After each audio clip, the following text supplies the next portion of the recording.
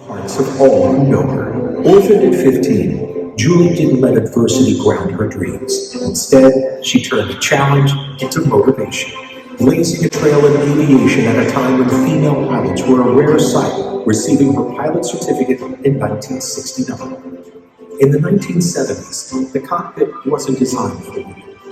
At one airline interview, they said they couldn't hire her because there was no door on the men's restroom. Julie offered to buy them a door and install it herself.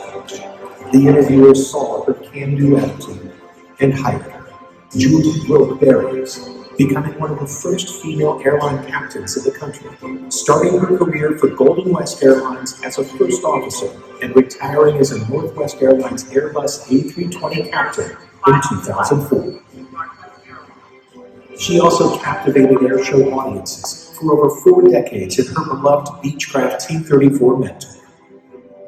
Julie has been honored by almost every aviation organization. Her showmanship was unmatched, earning her the Bill Barber Award, the Art School Memorial Award, and a permanent place in the ICAS Hall of Fame. The FAA honored her with the Wright Brothers Master Pilot Award for over 50 years of safe flying operations. And in 2018, Julie Clark received the highest award in the air show industry, the Sword of Excellence Award. But beyond the accolades and flight hours, over 34,000 of them, it's Julie's heart that soars the highest. As a master pilot and certified flight instructor, Julie has shared her knowledge and her spirit with the next generation. She has mentored countless aspiring pilots, donating her time, skills, and expertise to numerous organizations. Julie has lifted up fellow aviators through the International Society of Women Airline Pilots and the 99s. I want to hand the reins over now to all these young people because that's what the innovation is, and just carry on. Just carry on, all of you. And God bless you all, and God bless the U.S. She even airlifts rescue dogs from harm's way in overcrowded shelters through her nonprofit, Clark's Canine Care. Julie Clark is not just a pilot. She is a pioneer, a performer, a protector, and a true aviation professional. Tonight, Captain Julie Clark will be honored once more for her legacy with her induction to the National Aviation Hall of Fame. Please welcome.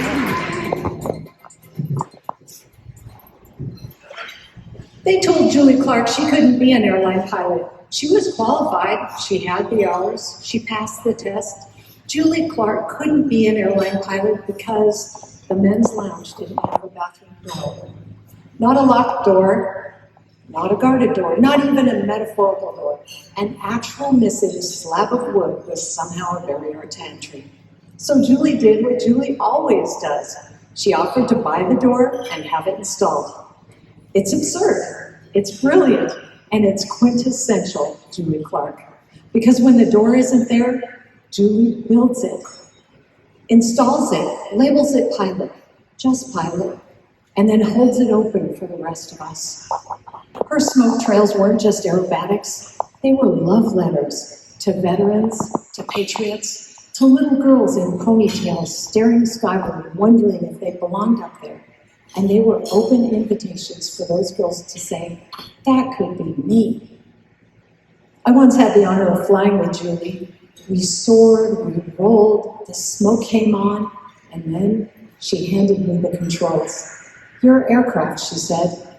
Do you know what it feels like to fly Julie Clark in her own plane? It's like being handed the reins to Santa's sleigh on Christmas Eve. Terrifying and completely magical.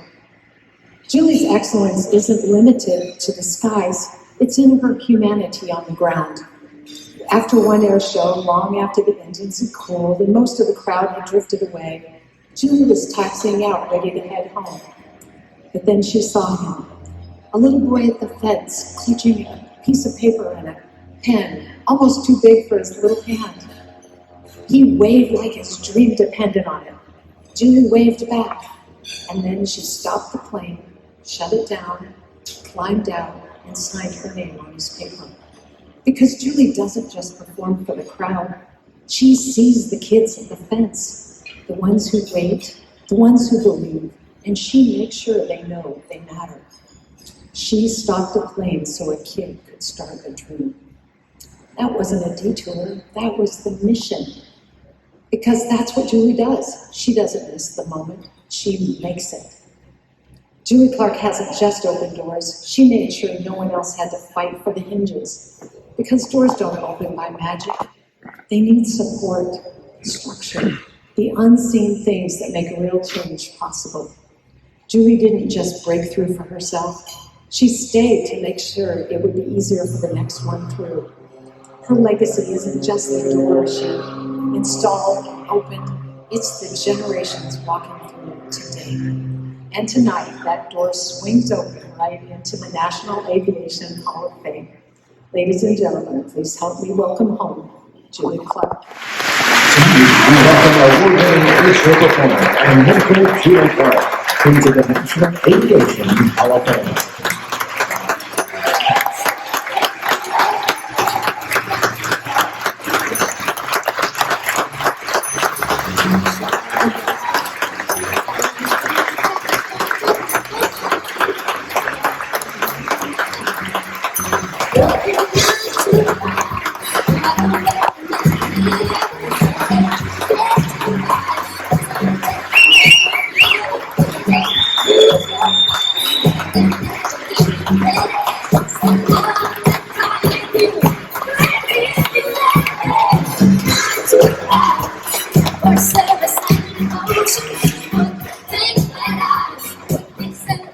How do I do that beautiful speech? Good evening, everyone. I'm so humbled to be standing here tonight, surrounded by so many accomplished and distinguished individuals. And I'm so grateful, and I'm honestly overwhelmed, but in a good way. And Donna, thank you so much for that incredibly generous introduction. I know you and Gary Mac, and he's here tonight in spirit, really believed in me and were the pillars of encouragement to help me make this evening become a reality. And I thank you so much. And I want to thank all my beloved friends and treasured friends and family that are here tonight to be here to honor me. Thank you for traveling near and far. Some of you I know very far, some that drove across the country. And I know it took a lot of effort, time, and sacrifice for some of you, and it means so much to me, more than I can ever say. But that's what love is all about, and I want you to know I took notice, and I truly am thankful. Thank you, all of you. You know, aviation has always been in my blood. There we go. I was just 8 years old when my airline pilot dad invited me to fly a whole full-day airline trip with him in the Western United States, all around the country, the Western U.S., in a DC-3. And that day truly lit a fire in my soul and my heart. And from that moment on, I knew that aviation was going to be my true passion and to pursue. And as Donna mentioned, my journey to the professional flight deck didn't go so smoothly. It literally took the airline back in the 1970s more than 9 months to decide whether they really were ready for their first pilot with indoor plumbing, if you will. But they took a chance on me, and that single leap of faith launched a career that has given me more than I could ever have dreamed. And you know, my other aviation passion has always been aerobatics. And at times after I'd be flying in an air show, people would come up and they'd always compliment me. And I would joke back and say, oh, I don't know how to fly like this because I truly cannot do anything else. And my family knows, you put me in a kitchen, I will have a panic attack. So we all have whatever cross to bear. I'm so fortunate it is flying.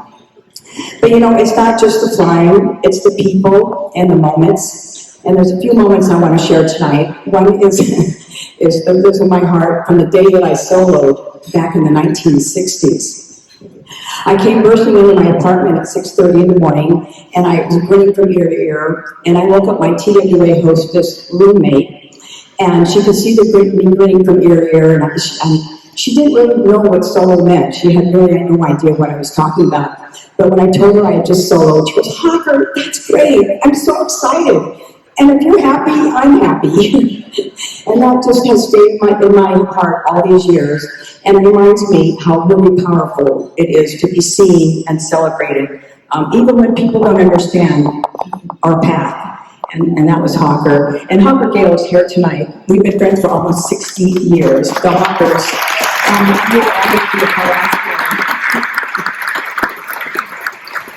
Another beautiful memory, and I won't go belabor on a lot of things tonight, but is with my twin sister, Judy. We call each other Woomy. I'm Woomy 1, she's Woomy 2. And over the 4+ decades that I flew solo professional aerobatics and air shows all over the country, she was there many, many times in the audience. And so when I'm signing autographs, I would always introduce her, and people would always say, "Oh, are you a pilot too?" And Judy, without skipping me, goes, "Oh no, I'm the normal twin." And I still laugh when I think of that, and that always got a good laugh among everybody, and it really kept me grounded. Probably not a good word to use in a room full of pilots.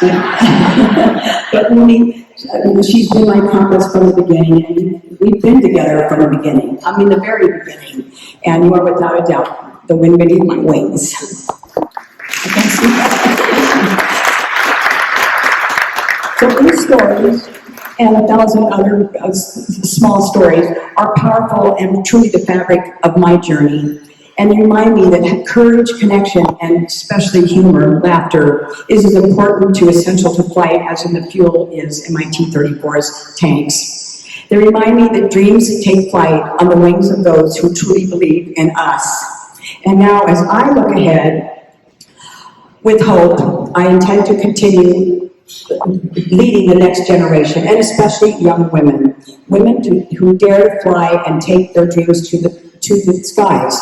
I want them to know that the world is there for them, and especially in aviation, and it's just waiting for them. Keep dreaming, keep flying, and never let anything stand in your way.